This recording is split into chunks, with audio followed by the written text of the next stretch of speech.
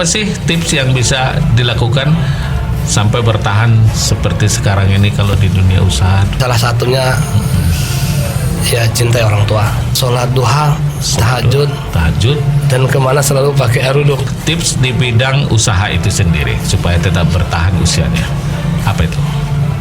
Selalu memberikan terbaik buat orang, ya. Jangan sampai orang mengeluh, jujur.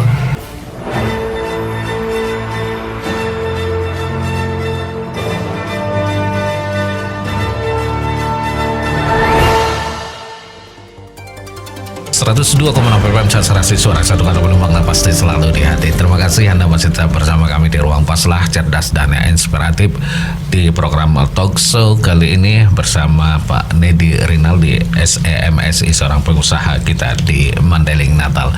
Terima kasih tentunya atas kebersamaan dan atensi Anda semuanya di suasana hari ini. Mudah-mudahan kita semuanya berjalan dengan baik. Seperti yang kami sampaikan tadi, Anda boleh berpartisipasi, ikut bertanya atau langsung melalui layanan SMS dan layanan WA kita di 081291721177, atau Anda boleh berkomentar di laman Facebook kita Radio Start 102,6 FM yang kita lakukan live streaming, live video streaming di laman Facebook Radio Start FM. Baik, makasih Pak Nedi, kita sudah berada di sesi terakhir ini ya. Kita sita waktunya di tengah kesibukan Anda berusaha dan juga melakukan pengabdian terhadap dunia pendidikan dan juga di dunia riset tadi. Agak tergantung tadi, kenapa memilih atau bersedia mau menjadi anggota Dewan Riset Mandailing Natal, padahal tadi cukup dilema juga membagi waktu antara berusaha dengan dunia pendidikan tadi gitu. Ditambah lagi ada tugas baru, ditambah lagi ada Ketua Ikatan Guru Indonesia gitu. Kenapa bersedia gitu? Kebetulan saya kan di Dewan Riset sebagai sekretaris ya. Nah, kalau sekretaris itu kan lebih banyak lagi tugasnya gitu kan? Iya. Boleh dibilang salah motornya, satu motornya organisasi di situ ya. Iya, betul. Jadi pertama saya belajar, ya itulah dunia dinamika organisasi ya. Yang kedua saya melihat di jajaran bawah, ya mereka menyampaikan ke atas itu mungkin melalui Dewan Riset ini bisa tersampaikan. Ya salah satu jembatannya gitu ya. Jadi itulah ya Anda bersedia mau gitu ya mengurusi itu karena ada partisipasi untuk membangun gitu ya. Iya betul. Jadi begitu juga dengan IGI, Ikatan Guru Indonesia. Nah ini hanya seputaran tempat berorganisasi atau apa saja program yang paling prioritas di IGI ini? Itu yang pertama memajukan pendidikan. Iya. Dari mana? Dan keterampilan. Kadang-kadang kita lihat ya, orang itu selesai sekolah mau buka usaha sendiri, contoh SMK ya. Mau terjun ke dunia kerja. Ya. Yang masih dapat cuma basicnya aja. Ya, karena mereka kan ada KKL gitu kan, kita masih nampung. Jadi kalau dari SMK mau KKL silakan, dunia SMK kewirausahaan juga boleh silakan. Tapi jangan mereka dapat cuma kulitnya aja, maunya dapat isinya gitu. Intinya gitu ya. Terus apa yang dilakukan oleh IGI? Program prioritas tadi misalnya untuk mencari lapangan kerja juga, melakukan pelatihan juga gitu. Terhadap guru sendiri ada nggak kepada? Ada. Guru nih masih sangat SDM-nya ya. Di samping itu pendapatan income guru itu kan apalagi kalau kategori guru honor ya. Tidak cukup. Jadi perjuangan apa yang dilakukan oleh IGI? Kita adakan nanti di guru itu ada nggak selamanya harus ASN. Ya. Pak saya honor Pak, kita kembangkan lagi gitu kan. Dan itu nanti bisa jadi pertukaran antar guru. Ya jadi misalkan dari penyambungan ke Kota Nopan gitu ya, biar nambah lagi wawasan SDM-nya gitu ya. Sekaligus menjalin silaturahim ya itu antara sesama guru gitu. Sudah pernah memberikan masukan sama pemerintah khususnya Dinas Pendidikan terkait dengan keberadaan guru, padahal ada problem mereka yang belum tertuntaskan, gaji mereka belum terbayarkan begitu, kira-kira itu perjuangan yang seperti itu juga dilakukan. IGI baru dibangun 2 minggu yang lewat. Masih muda, masih belum sampai 1 bulan. Ya, tapi langkah ke depan yang kita dengar demikian ya. keluhan buruh itu harus disampaikan juga ya. Iya, otomatis kita akan audiensi ke beliau. Oke, nah kenapa memilih tadi saya mau ke usaha lagi dulu. Kenapa sih memilih barang-barang elektronik, tidak pernah berniat untuk beralih ke barang atau komunitas lain gitu? Karena lebih banyak untungnya di elektronik. Bukan, sebenarnya kalau dihitung untungnya kecil itu. Kecil ya? Kecil ya. Lebih enak kita untungnya di barang listrik. Listrik? Iya. Jadi istilahnya kali sering kali banyak. Kalau sekarang dulu kan biar sedikit untungnya banyak ya. Iya, kita nggak penting untungnya banyak. Sekarang nggak. Rupanya berubah perkembangan teknologi, perkembangan ekonomi. Jadi kali sering kali banyak. Oh, itu jadi misalkan satu item barang itu kali sedikit kali sering jadi banyak. Iya, kali banyak. Dulu kan kita misalkan 100.000. Ya. Untung 20.000, berarti 20% ya. Sekarang nggak lagi. 100.000 untung 10.000. Tapi kelipatannya. Berarti rumusnya sedikit kali sering ya? Iya, kali sering kali banyak namanya. Kali banyak ya. Sering kali banyak. Kalau dapatnya cuma satu laku satu hari 20.000 kita nggak puas. Jadi begitu ya kalau elektronik itu sama alat-alat listrik gitu ya. Tadi nggak berpikir untuk komunitas lain, misalnya barang-barang yang mau dijual lagi gitu nggak? Sekarang belum ada. Nanti ke depan kita bikin rencana untuk bikin kaplingan perumahan. Tapi kalau sekarang lagi vakum. Karena orang tuh mau bayar rumah tuh lewat bank udah tutup. Tidak niat untuk kreditnya membuka supermarket, mall gitu kan. Oh, sekarang kan dalam COVID ini jangan.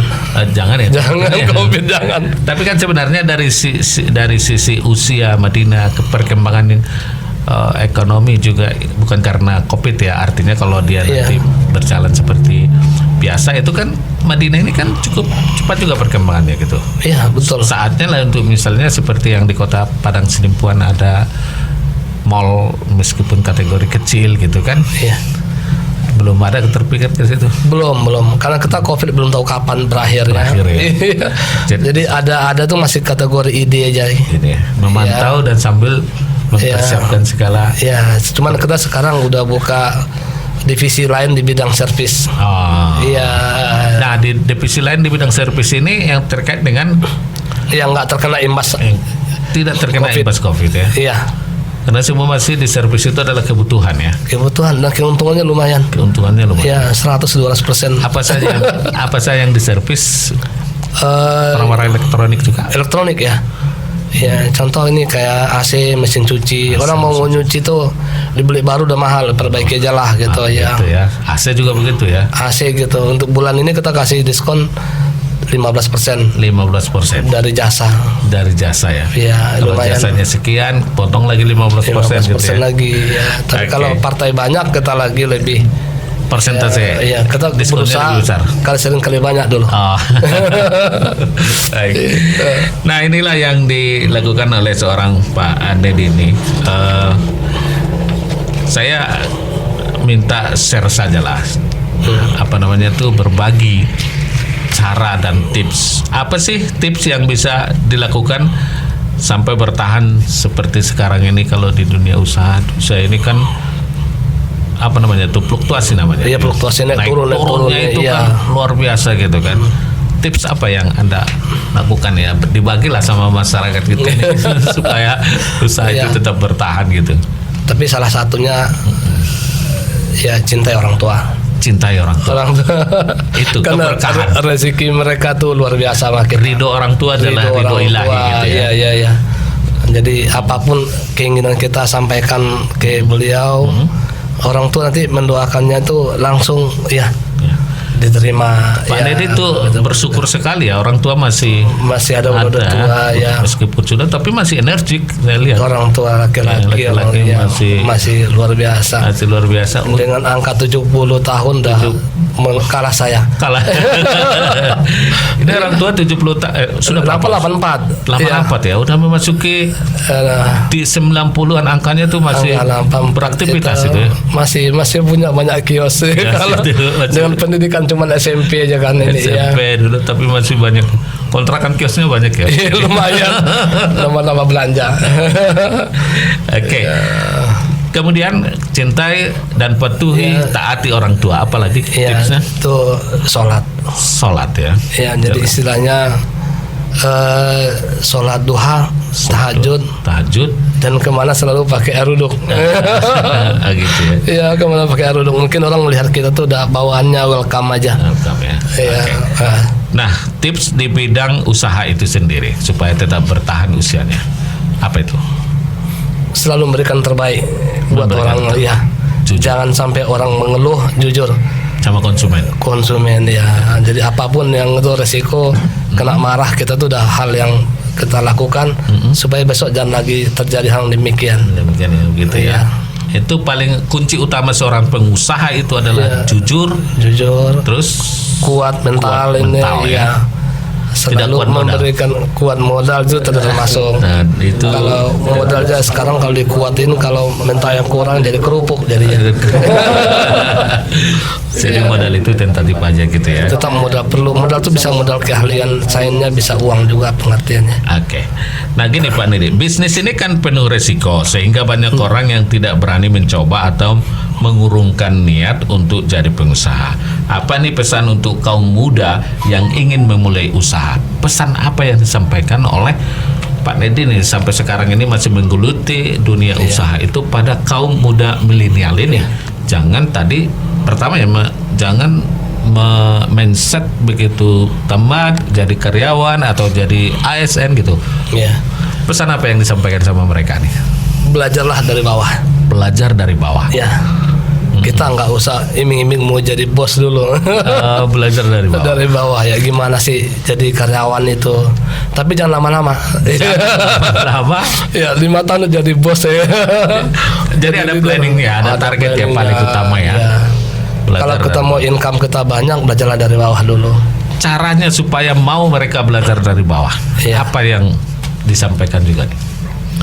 Semua kan kerja itu ada punya prosedur, aturan.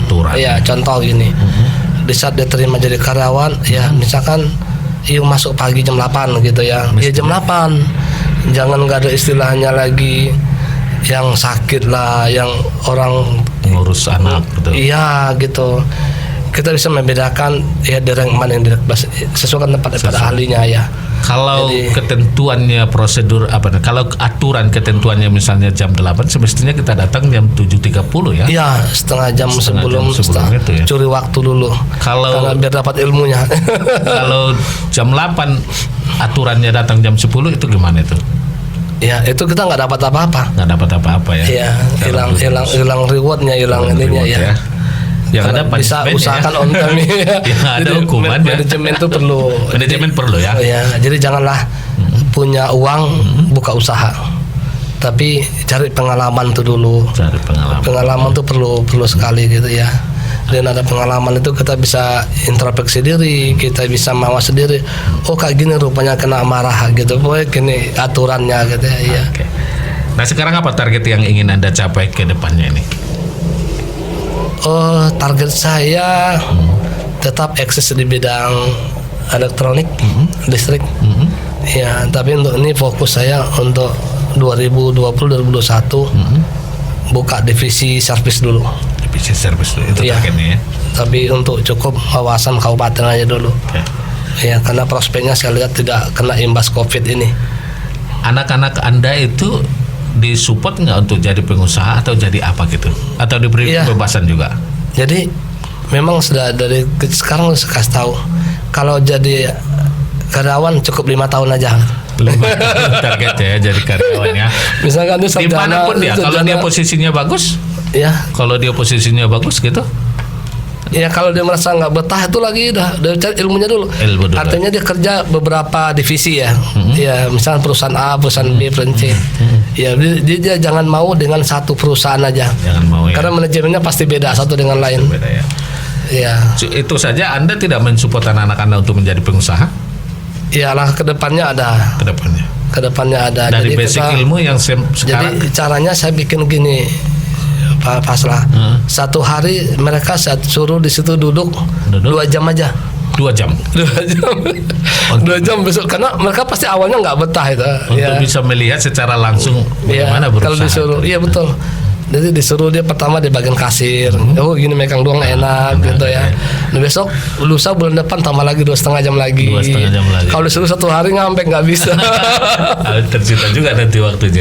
Iya. Karena dia di sekolah aja sempat nanya, Pak belajar ini sekolah tuh kayak gini juga sama yang di toko katanya. Iya. Berarti sudah teraplikasi ilmunya teraplikasi gitu ya. dia. Langsung dia melekat jadinya gitu. Nah oke, harapannya terakhir nih, silakan saja harapan Anda terhadap apa sajalah kondisinya, termasuk di Mandailing Natal, termasuk kondisi lingkungan kita. Apa harapan yang Anda sampaikan sebagai seorang pengusaha dan juga di dunia pendidikan? Kalau saya lihat di dunia ekonomi hampir semua rata-rata lesu ya. Ya akibat COVID tadi ya. Boleh dibilang semuanya down ya. Tapi itu tidak ada alasan kita down. Kita harus berusaha bangkit dari yang down tadi. Ke dunia pendidikan juga gitu, walaupun serba sekarang webinar dengan alasan dengan berbagai macam perangkat, tanpa sekolah kita bisa sekolah itu juga bisa di rumah bisa ya. Sekarang dunia udah teknologi udah canggih ya, kita manfaatkan teknologi yang ada. Artinya kemauan juga untuk bisa terus belajar gitu ya. Iya. Makasih Pak Nedi, kita sudah berbincang selama 1,5 jam di sini dari informasi pukul 10 tadi, sekarang udah pukul 11.30. Kami sita waktu Anda selama 1,5 jam setelah di tengah Anda sibuk untuk berusaha dan juga melakukan aktivitas lain. Terima kasih atas kebersamaan dan atensinya di sini. Mudah-mudahan jangan bosan untuk selalu hadir di studio Ruang Pasla ini ya. Oke, terima kasih juga buat Star FM. Telah memberikan peluang buat saya hadir di sini, jendela informasi untuk kita semua. Baik. Ya.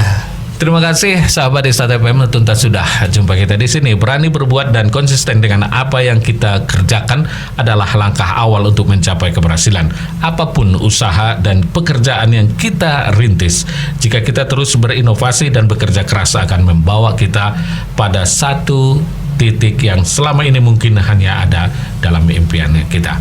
Terima kasih sahabat Star FM. Kita akan jumpa kembali minggu depan di waktu dan jam yang sama dengan narasumber serta tema yang berbeda. Mohon maaf jika ada hal-hal yang kurang berkenan di hati Anda semuanya. Kita ke acara berikutnya. Wassalamualaikum warahmatullahi wabarakatuh.